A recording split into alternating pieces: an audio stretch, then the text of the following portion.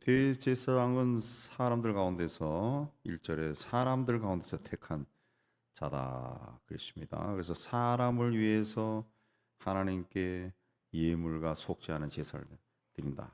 하나님께 속한 일에 사람을 위해서 하나님과의 사람과의 그 관계를 위해 예물과 속죄하는 제사를 드린다 그랬습니다.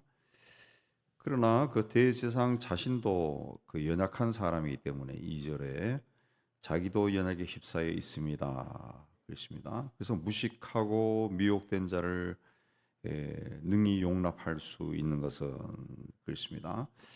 그 무식하고 또 세상지에 미혹돼 있는 사람들을 아내 당신은 왜 그렇게 살아요? 그렇게 말하는 것이 아니라 그들을 다 용납하고 그들을 위해서 대신 하나님 앞에 나가서 예물을 드리고 속죄하는 제사를 드릴 수 있다. 왜? 자기도 연약한 인간이기 때문이다. 그렇습니다. 그러므로 이 백성을 위하여 속죄제를 드린 것 같이 또한 자신을 위해서도 드린 것이 마땅하니라. 그래서 하나님이 그 세상에 세운 제사장들은 백성들을 위해서 중보도 하지만은 자기를 위해서도 해야 된다. 그렇습니다.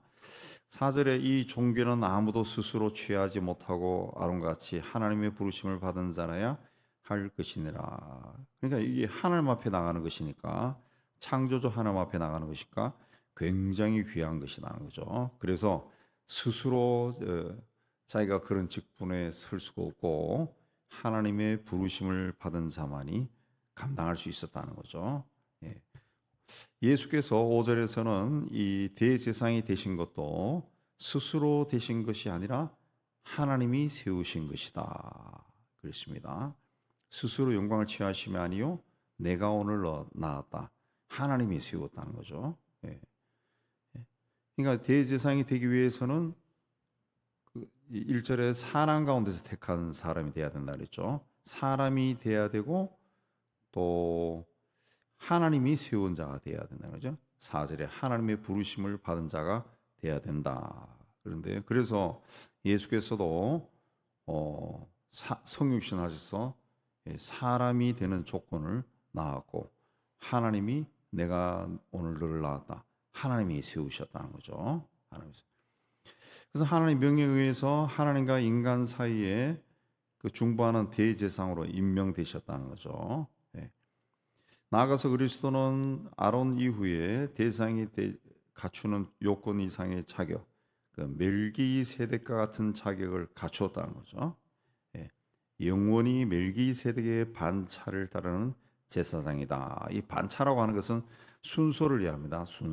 순서대로 됐다. 그런데 멜기세덱 이후에 그 하나님의 제사장들이 계속 이렇게 순서대로 등장했다는 거죠. 그래서 10절에도 가면은 하나님께 멜기세덱의 반차를 따른 대제사장이라 칭하심을 받으셨다 그랬습니다. 그래서 아론 이후에 수많은 제사장들이 멜기세덱의 반차를 따르는 수많은 제사장들이 있었어요. 멜기세덱 이후에 순서대로 제사장들이 계속 왔다는 거죠. 그들이 와서 하나님께 제물을 바치고 또 속죄를 하고 그걸 굉장히 많이 했다는 거죠. 굉장히 했지만은 그것이 이제 실패한 거죠. 왜? 내가 이 예물을 바치고 제사를 드렸으면은 다 용서받고 그거 끝나야 되는데 내 뒤에 오는 사람이 또 했다는 거죠. 그러니까 또 했다, 계속 그런 일이 일어났다는 거죠. 그래서 그 제사를 그리스도는 스스로 자신을 제물로 바쳐서 온전하게 만드셨다는 거죠. 9절에 온전하게 만드셨다. 단번에 완성하셨다. 단번에 완성해서 하나님에 대한 하나님 앞에서 백성들을 구원하는 직무를 완성하셨다. 그 7절에 그는 육체에 계실 때에 자기를 죽음에서 능히 구원하실 이에게 심한 통곡과 눈물로 간구와 소원을 올렸고 사람으로 계실 때 그 십자가 상에서도 그렇게 기도하셨죠. 아버지여 어찌하여 나를 버리시나이까. 그의 경건하심으로 말미암아 들으심을 얻었느니라. 그가 아들이면서도 받으신 고난으로 순종함을 배워서 온전하게 되셨은즉. 그렇습니다. 그 그리스도는 그 끝까지 순종함으로써 대제사장으로서의 받은 직분을 완성한 겁니다. 완성. 그래서 인간 역시 순종하신 그리스도를 믿고 그분에게 순종함으로써 구원을 받게 된 거죠. 그래서 이 그가 아들이면서도 받으신 고난으로 순종할 배우 온전하게 되셨다. 이루셨다는 겁니다. 자기에게 순종하는 모든 자에게 영원한 구원이 되시고 근원이 되시고, 그래서 이제는 그 예수 그리스도의 십자가의 그 공로를 믿고 따라가는 사람들, 그 순종하는 자들이죠.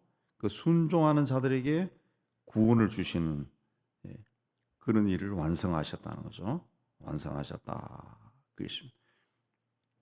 실제로 보면은 심한 통곡과 눈물로 간구와 소원을 올렸고 그의 경건하심을 말미암아 들으심을 얻었느니라.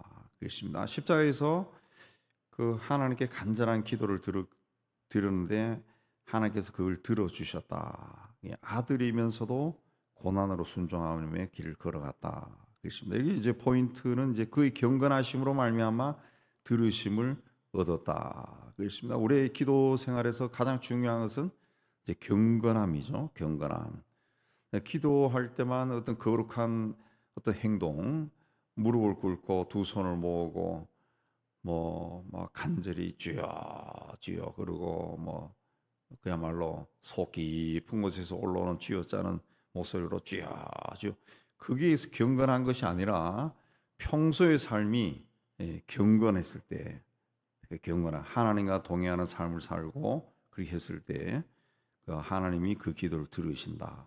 기도는 오래 하고 소를 지르고 꼭 그렇게 해야 그 응답되는 것이 아니라 우리의 어떤 경건함 생활, 하나님과의 나와의 어떤 아주 관계성 속에서 아주 그 밀접한 관계에서 친밀한 관계 속에 있을 때 하나님이 그 기도를 들어주신다. 기도를 우리가 세상에 동창도 있고 누구도 있고 친구도 있고 여러 명이 있지만은 그 친구 중에서도 그 마음이 가는 친구, 마음이 서로 통하는 사람들이 있죠. 그러면 그런 사람들이 어떤 이야기를 했을 때 거기에 대해서 우리가 귀를 기울이고 듣고 그다음에 누가 이렇게 했을 때도 다른 사람의 이야기들은 의례적인 것으로 이렇게 들을 때가 많은데, 그러니까 하나님과 어떤 친밀한 관계, 이게 경건이거든요. 경건. 내가 하나님과 얼마나 친밀한 관계를 유지하고 있느냐, 이게 경건이에요. 그 친밀하게 유지하기 위해서 기도하고 성경 읽고 이 다 포함이 되는 거죠. 하나님의 마음을 가지고 살아가고 있다는 거죠.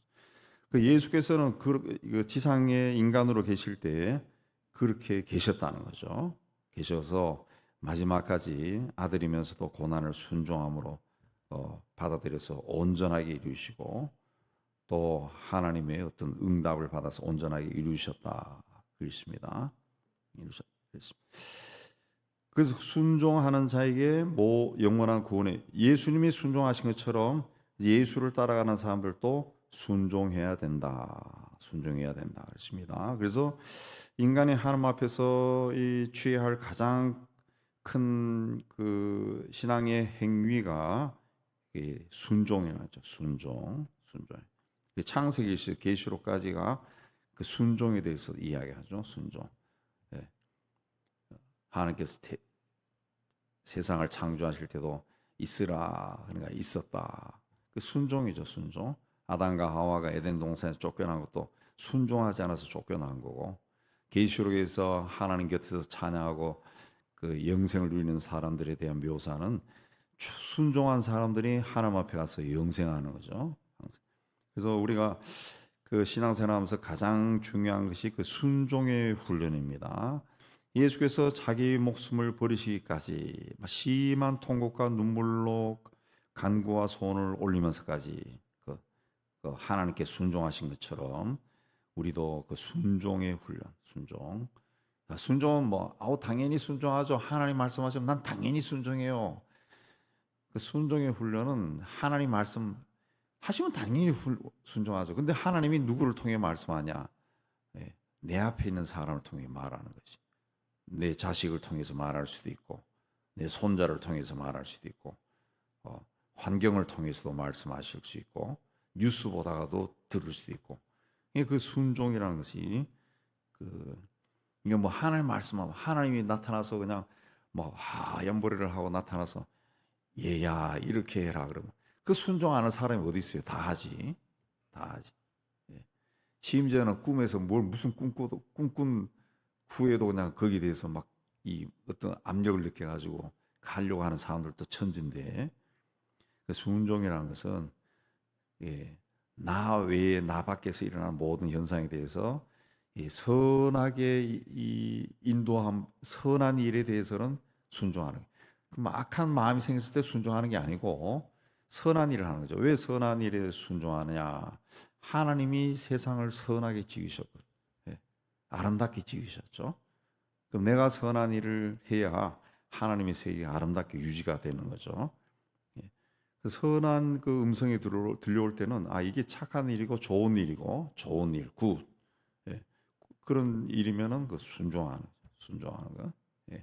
내게 뭐 손해가 나도 오케이 하는 거죠. 오케이.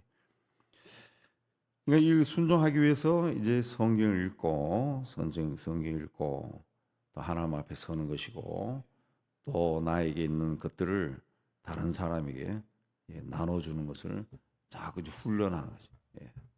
훈련하는. 좋은 것을 주고 훈련하는. 포기하고 당신 가져가세요.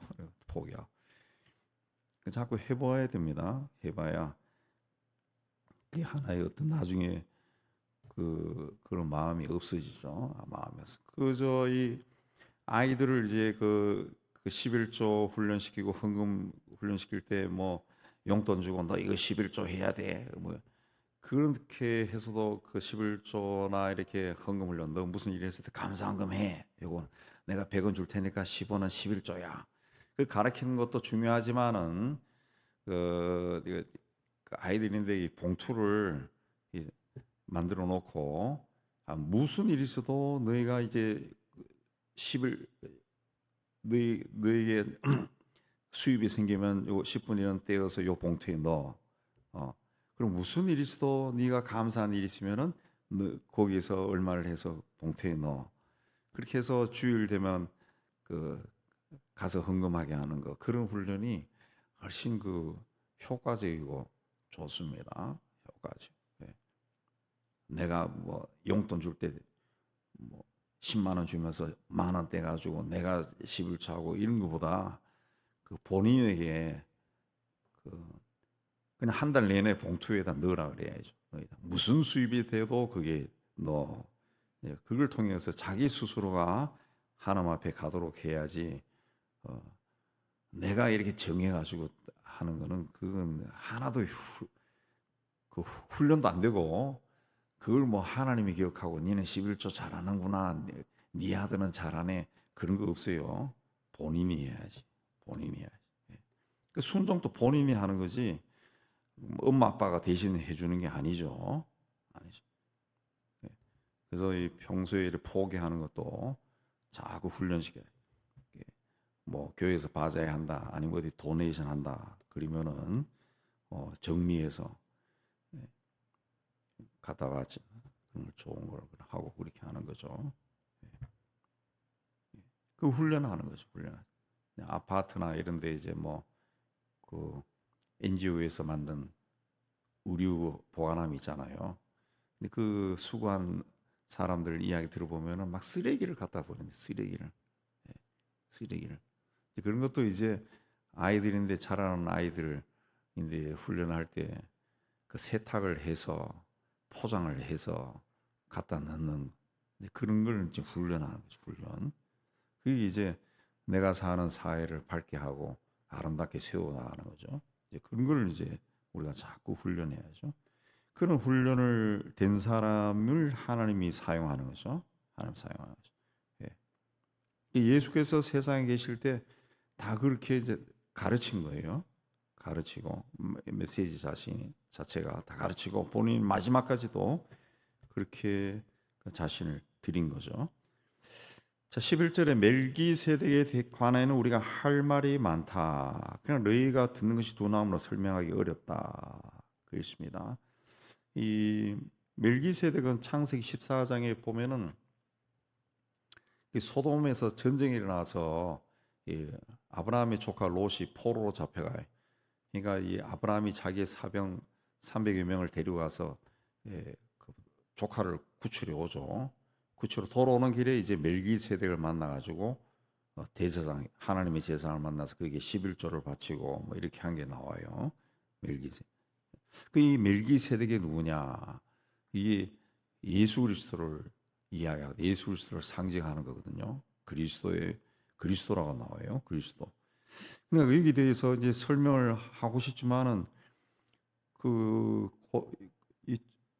초보자들이니까 히브리서 읽는 사람들에게 이제 구약을 알고 있으니까 멜기세덱이 누구냐 다 이해하고 있지만은 지금 이제 히브리서 히브리 사람들에게 유대인들에게 이 구약을 배경을 가지고 예수에 대해서 설명을 하는데 그 초보 신앙을 가진 사람들이 이 이해를 못할 거 아니에요. 그래서 설명하기 어렵다. 때가 오래되어서 여러분이 선생이 되었을 터인데 아직도 말씀의 초보에 대해서 누구의 가르침을 받아야 할 처지가 되었다 이거죠. 성장 유대교 배경을 가진 그 이스라엘 사람들이 예수를 믿고 이렇게 성장한 것이 아니라 거짓 교사들이 들어와서 율법을 지켜야 된다. 율법에는 뭐라고 했고, 그래서 예수를 믿어도 지켜야 된다. 이렇게 하니까 또 확 헷갈려가지고 다시 돌아가 버린 거예요. 그러니까 바울이 거기에 대해서 답답한 마음을 토로하는 거죠. 히브리서 저자가 뭔가 더 가르쳐가지고 여러분이 성숙해졌으면 참 좋은데 여러분이 지금 다시 초보가 되어가지고 무엇을 가르칠지 모르겠다 그랬습니다. 그래서 우리가 그 신앙생활을 한 세월이 좀 지나가면은 이 성숙해지는 것도 참 중요하죠. 성숙하는 거. 이건 뭐 교인들끼리 또 목회자와 그 신자들 사이에서의 어떤 뭐 커뮤니케이션 이 문제 차원이 아니고 하나님 보셨을 때도 그런 똑같은 거예요. 하나님은 우리를 좀 더 다른 차원으로 인도하고 싶은데 이 친구는 20년, 30년 돼도 맨날 그 자리에 있는 거예요. 하나님 봤을 때도 커뮤니케이션이 안 돼요. 답답한 거예요. 그러니까 우리가 예수를 믿었다. 기왕 믿었으면은 1년이 가고 1년이 갈수록 자꾸 새로워져야 돼요. 새로워지기 위해서 가장 중요한 것이 예수님 말씀하신 그대로입니다. 자기를 버리고 자기 십자가를 지고 따라가야죠. 자기를 자꾸 부인해야죠. 자존심, 자기 명예, 자기가 뭘 알고 있다는 그 지식 그런 것들을 이제 자꾸 부인하고 그냥 새로운 것을 자꾸 습득할 수가 있죠. 그럼 나이가 들어서도 이게 계속 새로워질 수 있는 거예요. 계속 새로워질 수 있고 그 뭐 청년의 마음을 가지고도 계속 살 수가 있는 거죠. 근데 그렇게 하지 못하니까 아직도 젖을 먹고 있으니까 13절에 뭐라 했습니까? 의의 말씀을 경험하지 못한 자다. 그랬습니다. 교회는 오래 다녔지만은 말씀을 경험하지 못한 말씀을 읽지도 않고 그 묵상도 안 하고 이게 무엇일까 고민도 없고 그냥 살아. 그러니까 이제 이 14절에 단단한 음식은 장성한 자의 것이니 그들은 지각을 사용함으로 연단을 받아 선악을 분별한다. 이 분별의식이 있어서 뭔가를 자꾸 분별하고 이렇게 하는데 그런 게 없다는 거죠. 그런 게 없어서 뭔가 이제 좀 영적인 것에 대해서 깊이 있는 대화를 나누지 못한 것에 대해서 답답함을 토로하고 있어요. 우리나라에 이제 뭐 사이비 이단이 많은 그 인구 비율로 하면은 세계에서 제일 많은 나라인데 이 왜 그러냐 하면 우리나라 기독교인들이 성경을 안 읽어요. 성경 안 읽고 그 성경 공부도 해보면은 어느 교회든지 마찬가지지만은 출석교인의 10분의 1 정도만 성경 공부한다고. 예. 뭐 한다 그러면 오고 나머지는 안 한다. 성경도 잘 안 읽고 공부도 안 하고 그 누가 와서 막 세게 이야기하고 이 그야말로 막 유창하게 막 설명하면 거기 빠져들어간다. 빠져들어간다. 그러니까 사이비단이 들어가는 거죠. 사이비단이 들어가고 정명석 같은 이상한 사람을 미시하라고 쫓아다니고 90노인을 말이야 성령이라고 막 쫓아다니고 그분이 입장하면 한 막 100m 되는 거리에 막 고개를 다 숙이고 있고 그 이상한 짓거리들을 하는 거예요. 성경을 알면은 그런 건 전혀 안 하는데 성경을 모르니까 오늘 말씀에도 그걸 이해 안 합니다. 그 성경을 알고 이 기도 생활하고 또 성경 공부도 하고 자기 신앙생활도 하고 하면은 뭔가 자꾸 하나님이 깨달음을 줘서 거기서 업그레이드 한 단계 올라가고 한 단계 올라가는데 그게 없으니까 성숙하지 않으니까 10년 전이나 20년 전이나 지금 내 기도하는 스타일 똑같고 그다음에 하나님 앞에 서는 모습 똑같고 똑같은 거예요. 똑같은 거. 하나도 변하지 않았어요. 변하지 않았어요. 하나도 변하지 않으면은 뭐 좋은 것도 있겠죠. 고향을 다 개발해 버리면 고향 땅에 가면은 여기 어딘가 헷갈리겠지만은 그대로 있으면은 막 드나들 수 있는 거죠. 드나들 수. 똑같은 거예요. 우리가 영적으로 성숙하면은 마귀가 들어와서도 헷갈리겠지. 못 찾았겠지. 똑같으면은 20년, 30년 동안 똑같으면은 악한 영도 자기 마음대로 컨트롤 해버리는 거죠. 똑같으니까 우리가 성숙해야 됩니다.